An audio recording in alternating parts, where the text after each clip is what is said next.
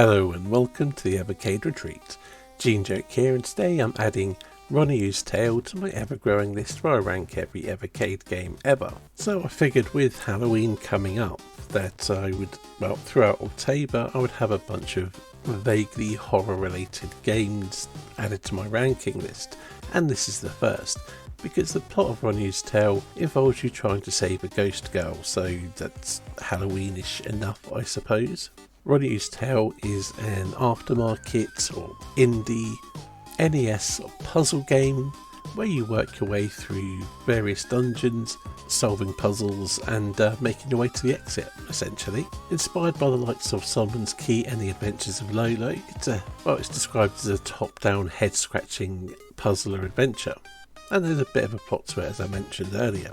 Most of the tiles on the floor can only be stood on once. When you move off them, they collapse, which means most of the puzzles in the game come from navigating the levels.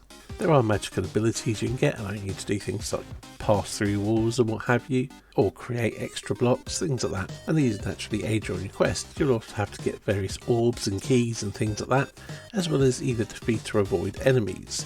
So let's start out with the graphics. They're fine, they do their job, they're perfectly adequate. I wouldn't say there's anything particularly exceptional about them, but the presentation is nice and the cutscenes are quite well done. On the audio front, the sound effects are fine, there's not too many of those, but they do the job. What more can you say, or ask for?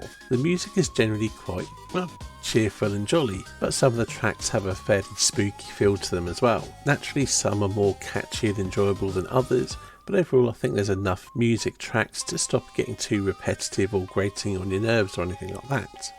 Now of course, with a game like this, it's the gameplay and the puzzles that make or break it. And as long as you like this sort of gameplay, I think you probably have a good idea just from watching this footage as to whether it's something you'd like. But if you like this sort of thing, this is a good example of it. There's a good amount of levels, and some of them can be quite tricky, or might have you scratching your head for a little while as you're trying to work out the best way to do them. Now, it's not one I found myself coming back to since I finished the game. Maybe I will eventually, but I don't feel there's a strong draw to play through it again. Again, like I said, maybe I will one day. But it's certainly good enough that I'd recommend most people, or at least anyone who likes this sort of game, gives it a try and at least one solid playthrough.